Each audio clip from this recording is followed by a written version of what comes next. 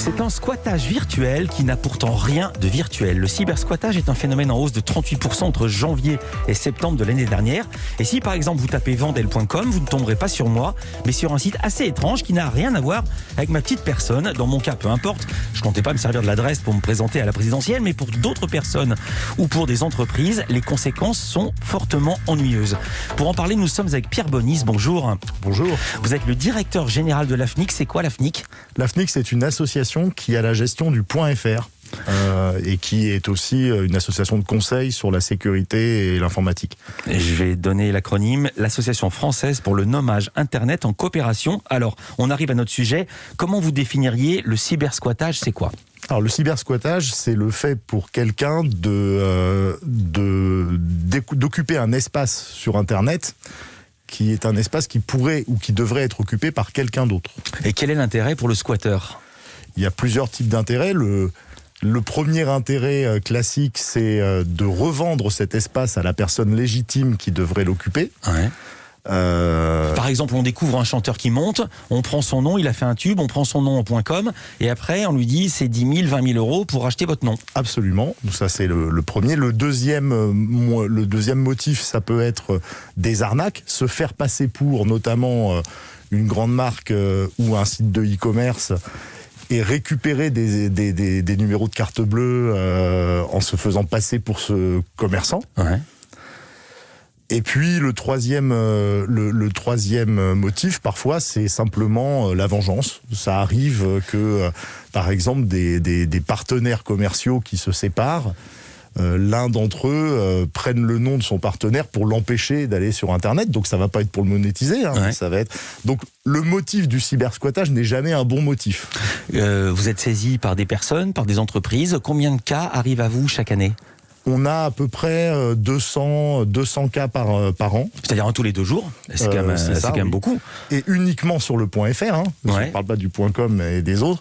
Et c'est véritablement de l'arbitrage. C'est-à-dire que c'est une sorte de mini-procédure avec la défense, le requérant, des études juridiques pour arriver à savoir si on peut rendre le nom de domaine à la personne qui nous a sollicité, ou si on doit le laisser à la personne qui l'utilise. Parce que parfois vous le laissez à la personne qui l'utilise quand c'est manifestement du squattage, du piratage, et même parfois fait depuis l'étranger, ça paraît même invraisemblable qu'il puisse y avoir un débat contradictoire. Alors, le débat contradictoire, il est normal pour arriver à une décision.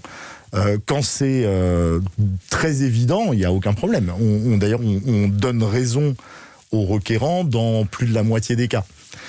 Parfois, les requérants ne se rendent pas compte que le cybersquatteur ou celui qui considère comme un cybersquatteur, en fait, ne fait rien d'illégal. Ouais.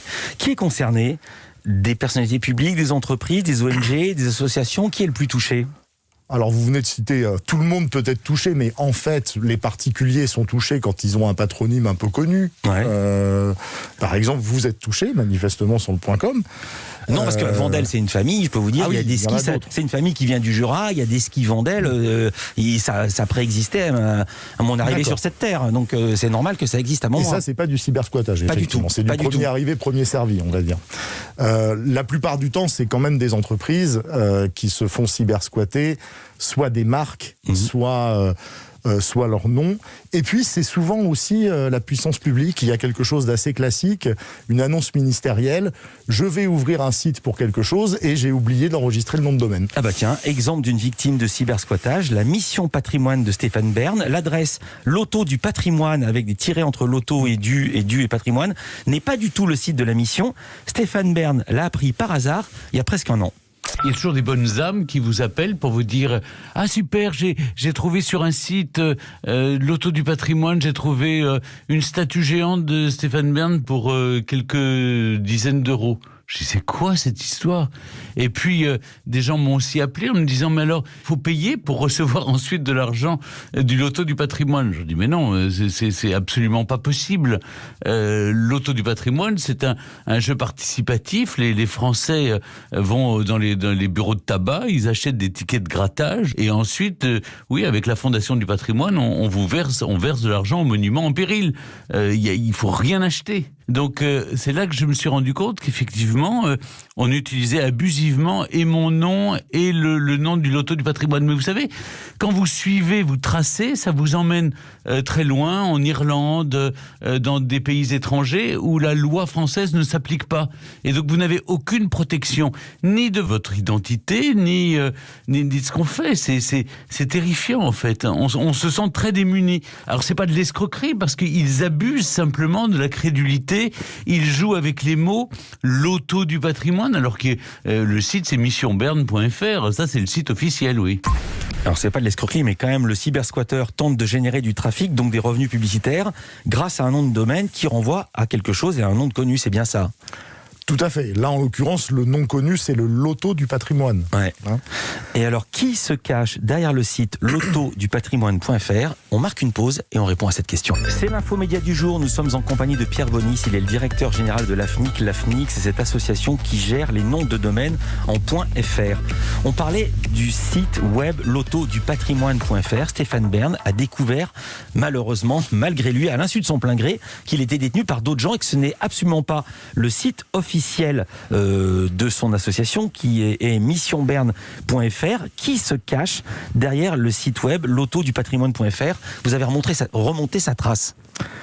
Oui, pour nous, c'est assez simple, puisque comme on gère le .fr, dans notre base, on a le nom du titulaire de ce nom de domaine, alors, comme on a le nom de tous les autres titulaires. Et je ne vais pas vous le donner, puisque c'est une personne physique et que on doit protéger son anonymat. Par contre, la Française des Jeux connaît son identité, puisque la Française des Jeux a demandé une levée d'anonymat de ce titulaire. Adresse qui avait été déposée le 12 mars 2019, soit 6 mois après le premier tirage du loto du patrimoine. Donc il y a un petit malin qui a découvert que cette chose-là existait, et bim, il a déposé l'adresse. Le site, il est hébergé où? En France, à l'étranger, vous pouvez nous le dire? Alors, là, je sais pas, mais en fait, ça change rien par rapport à l'application de la loi. Si c'est du cybersquattage sous le .fr, il peut être hébergé aux Bahamas. On rétrocédera le nom de domaine à Stéphane Bern ou à la Française des Jeux.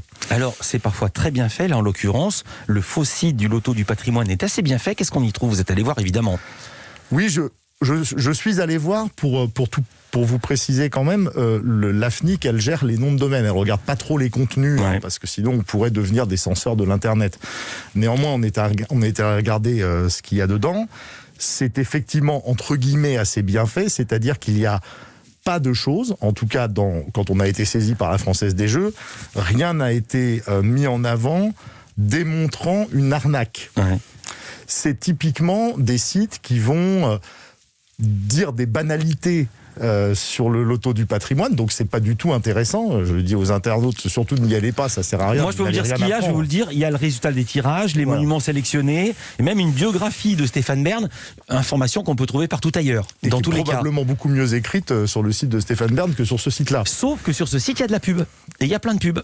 Et voilà, c'est donc un moyen de monétiser, comme vous le disiez, la célébrité à la fois de Stéphane Bern et du loto du patrimoine. Et donc, clairement, il y a quelque chose à faire pour la Française des Jeux, certainement. La première chose à faire, tout de même, parce que c'est vrai que c'est quand même assez embêtant. Attendez, vous savez quoi? Oui. Ça, on pourrait le dire à Stéphane Bern, parce que lui-même s'est demandé ce qu'il y avait à faire, comment s'en sortir. C'est pas toujours simple. C'est ce qu'explique Stéphane Bern au micro de notre journaliste Magali Buteau. C'est très difficile. J'ai mis des avocats sur le coup. Alors du coup, ça me coûte de l'argent, vous voyez, alors que ma mission est bénévole et que je fais ça pour rendre service aux monuments en péril.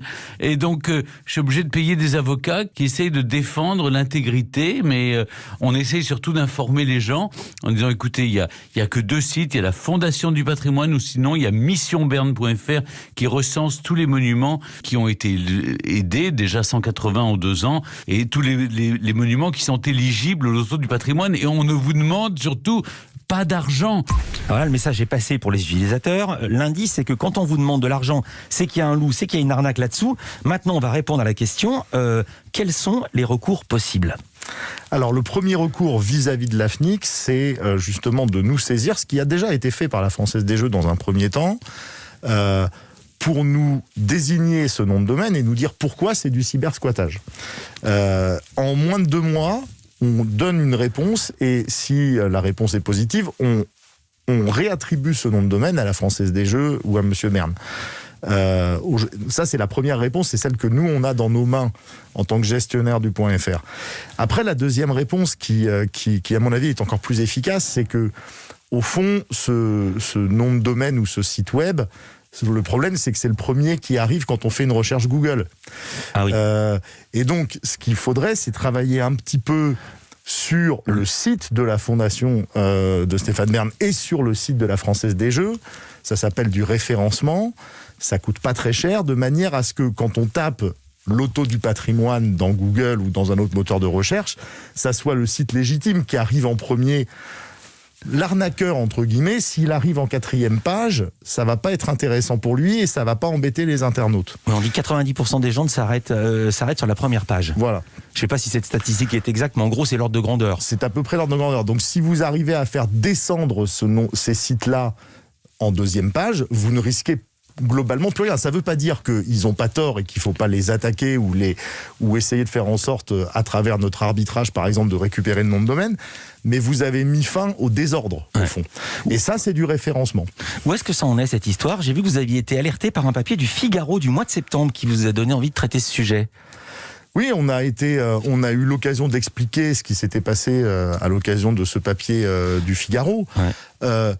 On a rendu une décision sur ce site et la décision a été de rejeter la requête de la Française des Jeux.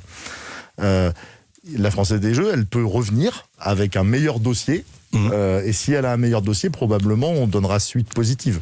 Je pense à tous les patrons d'entreprises qui nous écoutent et même tous les particuliers et tous les gens des médias et de la culture qui nous écoutent. Comment se prémunir du cybersquattage ? Que faut-il faire ? Comment anticiper ? Alors, pour l'anticiper, il faut d'abord avoir une présence en ligne. C'est-à-dire que vous ne pouvez pas être absent d'Internet quelque part et essayer de chasser ceux qui se font passer pour vous. Donc la première des choses à faire, c'est de construire sa présence en ligne. Occuper le terrain. Là, on va recevoir Jean Telet, par exemple, qui dépose jeantelet.com et jeantelet.fr. Oui, surtout jeantelet.fr. Jeantelet.com, c'est moins intéressant, évidemment. Mais c'est absolument ce qu'il faut faire. Et d'ailleurs, à partir du moment où vous avez fait ça, vous êtes légitime pour vous battre contre tous les cybersquatteurs. Si vous ne l'avez pas fait, vous n'êtes pas légitime. C'est-à-dire que c'est très compliqué de dire cette personne-là n'a pas le droit de parler de moi, n'a pas le droit de parler de mes produits. Ce qu'il faut pouvoir dire, c'est cette personne-là se fait passer pour moi ou parasite ma communication. Donc il faut construire sa présence en ligne. Vous avez déposé pierrebonis.fr ? Tout à fait. Merci beaucoup Pierre Bonis. Je rappelle que vous êtes directeur général de l'AFNIC. Les cordonniers sont parfois très très bien chauffés. Chaussés. J'allais dire chauffés et chaussés. Je pensais à tout à la fois.